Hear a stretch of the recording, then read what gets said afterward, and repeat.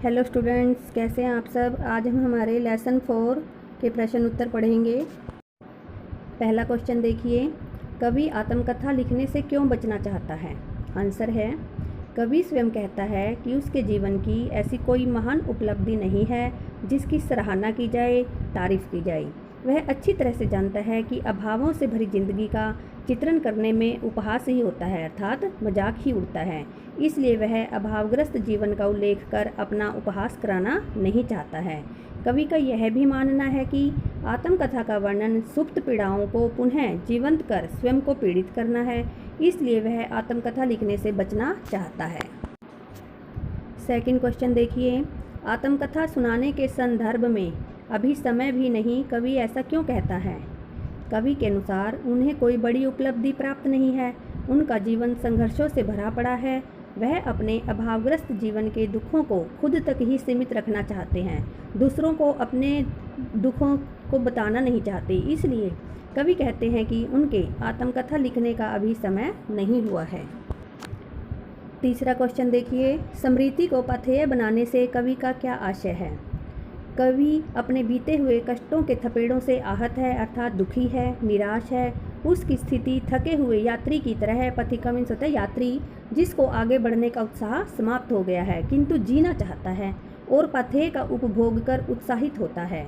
कवि के जीने का आधार मात्र स्मृतियाँ हैं। स्मृतियाँ का मतलब है यादें, जिन्हें वह संजोए रखना चाहता है। निराशा में स्थितियों से निकलने के लिए स्मृतियाँ ही उसका पाथेय है। चौथा क्वेश्चन देखिए, मिला कहाँ वह सुख जिसका मैं स्वप्न देखकर जाग गया, आलिंगन में आते आते मुस्कुराकर जो भाग गया। इसमें देखिए कवि क्या कहना चाहता है। कवि कहना चाहता है कि जिस प्रेम के कवि सपने देख रहे थे वह तो उन्हें कभी प्राप्त हुआ ही नहीं। उनका जीवन हमेशा सुख से वंचित ही रहा। सुख उसके बेहद करीब आते आते उससे दूर चला गया। सेकंड देखिए, जिसके अरुण कपोलों की मतवाली सुंदर छाया में अनुरागनी उषा लेती थी निज सुहाग मधुमाया में। इनमें देखिए कवि क्या कहना चाहता है। इन पंक्तियों में कवि ने अपनी प्रेयसी के सौंदर्य का वर्णन किया है।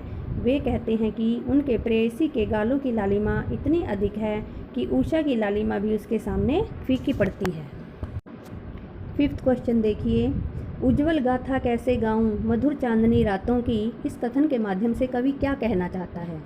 इस कथन के माध्यम से कवि कहना चाहता है कि जो प्रेयसी के साथ व्यतीत हुआ वह अतीत बन गया, यानी कि जो समय उन्होंने अपनी प्रेयसी अपनी प्रियतमा के साथ बिताया वह उसका अतीत बन गया।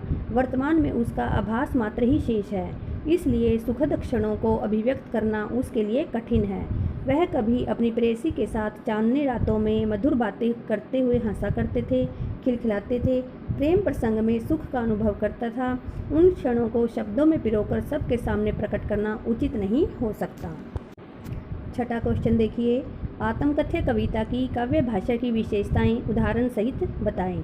आत्मकथ्य कविता में सौंदर्य की जो अद्भुत छटा विद्यमान है वह इस प्रकार है। खड़ी बोली का परिष्कृत रूप। आत्मकथ्य में तत्सम शब्दों की वर्षा है जो भावों के अनुकूल है, जैसे इस गंभीर अनंत नीलिमा में असंख्य जीवन इतिहास भूले अपनी या प्रवंचना औरों की दिखलाऊं मैं। सेकंड देखिए, कवि ने प्रतीकात्मक शब्दों का विशेष रूप से प्रयोग किया है, जैसे मधुप गुनगुनाकर कह जाता कौन कहानी यह अपनी, मुरझाकर गिर रही पत्तियां देखो कितनी आप घनी। यहाँ मधुप है जो वो मन का प्रतीक है, तो मुरझाकर गिरती हुई पत्तियां नश्वरता का प्रतीक है। थर्ड पॉइंट देखिए, कवि की आत्मकथ्य कविता कोमलांगिनी है। प्रकृति उपादानों के प्रयोग से प्रेयसी की मनोरम झांकी जीवंत हो उठी है, जैसे जिसके अरुण कपोलों की मतवाली सुंदर छाया में अनुरागनी उषा लेती थी निज सुहाग मधुमाया में। इस प्रकार इस कविता में कमनीयता के दर्शन होते हैं। फोर्थ पार्ट देखिए, आत्मकथ्य कविता में अलंकारों का सौंदर्य भी सहज आ गया है। निम्न अलंकार प्रयुक्त हैं। पुनरुक्ति प्रकाश, आलिंगन में आते आते। अनुप्रास में देखिए कौन कौन से हैं। हंसते होने वाली, कौन कहानी यह अपनी, मेरी मौन व्यथा। और मानवीकरण अलंकार में अरे सरलते तेरी हंसी उड़ाऊं मैं, इसमें भी मानवीकरण अलंकार है। थकी सोई है मेरी मौन व्यथा, इसमें भी मानवीकरण अलंकार है। सेवंथ क्वेश्चन देखिए, कवि ने जो सुख का सपना देखा था उसे कविता के रूप में कैसे अभिव्यक्त किया है। कवि की प्रेयसी स्वपन सुंदरी थी, सुंदरता की जीवंत प्रतिमा थी। ऐसी अनुपमा सुंदरी प्रेयसी स्वपन में आलिंगन का भास करवाकर सुख की अक्षणिक मुस्कुराहट बिखेर कर जीवन से दूर हो गई। उसकी सुख की जो कल्पना थी वह अधूरी रह गई।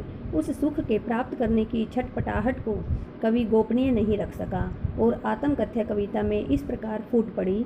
जिसके अरुण कपोलों की मतवाली सुंदर छाया में अनुरागनी उषा लेती थी निज सुहाग मधुमाया में।